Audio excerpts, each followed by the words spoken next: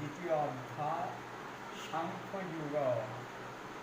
গীতার বিষয়বস্তু সারমর্ম পরিবেশিত। পরমেশ্বর ভগবান শ্রীকৃষ্ণের কাছে তার শিষ্যরূপে অর্জুন আত্মসমর্পণ করেন এবং অনিত্য জড়দেহ ও শাশ্বত চিন্ময় আত্মার মূলগত পার্থক্য নির্ণয়ের মাধ্যমে অর্জুনকে শ্রীকৃষ্ণ উপদেশ প্রদান করতে শুরু করেন।